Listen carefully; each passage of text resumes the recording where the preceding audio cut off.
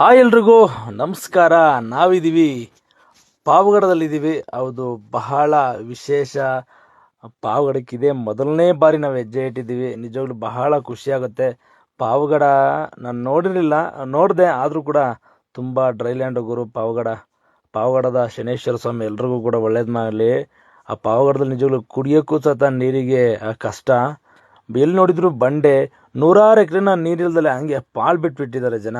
ನಿಜವಾಗ್ಲೂ ಆ ಭಾಗದಲ್ಲಿ ನೀರಿನ ಎಷ್ಟು ಕೊರತೆ ಇದೆ ಅಂತಂದರೆ ನಿಜವಾಗ್ಲೂ ನಮ್ಮ ಸರ್ಕಾರ ಆ ಒಂದು ಭಾಗದಂತಲ್ಲ ನೀರಿನ ಕೊರತೆ ಎಲ್ಲೆಲ್ಲಿದೆ ಅಲ್ಲೆಲ್ಲ ಸ್ವಲ್ಪ ರೈತರಿಗಾಗಲಿ ಜನಗಳಿಗಾಗಲಿ ಸ್ವಲ್ಪ ನೀರಿನ ಕೊರತೆನ ನೀಗಿಸ್ಬೇಕಂತ ನಾನು ಕೇಳ್ಕೊತೀನಿ.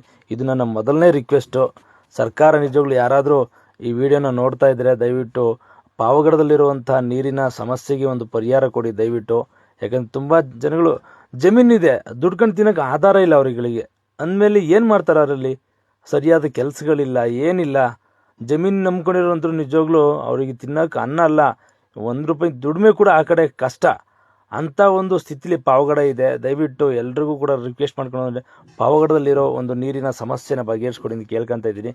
ಹಾಗೆ ಶರಣ್ಯ ಅಲ್ಲಿನ ರೈತರಿಗೆ ನೀರು ಕೊಡ್ತಿಂತಿಲ್ಲ ಆಶ್ವಾಸನೆ ಕೊಟ್ಟಿದ್ದು. ಅದೇ ರೀತಿ ಕೂಡ ಶರಣ್ಯ ಬಂದು ಬೋರ್ವೆಲ್ ಪಾಯಿಂಟ್ ಮಾಡಿ ಗೋಮೂತ್ರದಲ್ಲಿ ಈ ಜಮೀನು ಹೇಗಿದೆ ಅಂತ ನಿಮಗೆ ಬೆಳ್ಕರದ ಮೇಲೆ ತೋರಿಸ್ತೀನಿ. ಇದು ನೈಟ್ ಆಗಿರೋ ಪಾಯಿಂಟು ಅಂತಂದರೆ 5:30 6 ಗಂಟೆಲಿ ಪಾಯಿಂಟ್ ಆಗಿರೋದು. ನೀವು ನೋಡ್ತಿರ್ಬೋದಲ್ಲ, ಎಲ್ಲ ನೋಡಿ ಜಮೀನೆಲ್ಲ ಖಾಲಿ ಇದೆ. ನಿಜವಾಗ್ಲೂ ಅಲ್ಲಿನ ಜಮೀನುಗಳು ನೋಡಿದರೆ ನಿಜವಾಗ್ಲೂ ಹೊಟ್ಟೆ ಉರಿಯುತ್ತೆ, ಅಷ್ಟು ಬಡತನ ಇದೆ. ಹಾಗೆ ನೋಡಿದ್ವಿ, ಇದು 420 ಅಡಿಗೆ ಬಿದ್ದಂಥ ನೀರು ಮೊದಲನೇ ಗ್ಯಾಪು, 520ಕ್ಕೆ ಸೆಕೆಂಡ್ ಗ್ಯಾಪ್ ಸಿಕ್ತು. ಆದರೆ 520 ಮೇಲೆ ಕೊರೆಯೋಕ್ಕಾಗಲಿಲ್ಲ, ಅಷ್ಟು ನೀರು ಬಂತು. ಬಹಳ ಖುಷಿ ಆಯಿತು.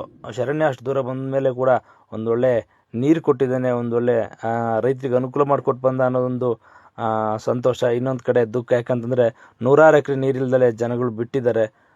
ನೀರು ಬರೋ ಜಾಗದಲ್ಲಿ ಬಂತು, ನೀರು ಇಲ್ದಿರೋ ಜಾಗದಲ್ಲಿ ನೀರಿಲ್ಲ, ಅಂಥ ಸ್ಥಿತಿ ಇದೆ. ದಯವಿಟ್ಟು ಎಲ್ರಿಗೂ ಕೂಡ ಒಳ್ಳೇದಾಗಲಿ, ಶರಣ್ಯನ ಕೃಪಾಶೀರ್ವಾದ ನಡೆಯಲಿ ಅಂತೇಳಿ ಕೇಳ್ಕೊತಾ ಇದ್ದೀನಿ. ಎಲ್ರಿಗೂ ಕೂಡ ಒಳ್ಳೇದಾಗಲಿ.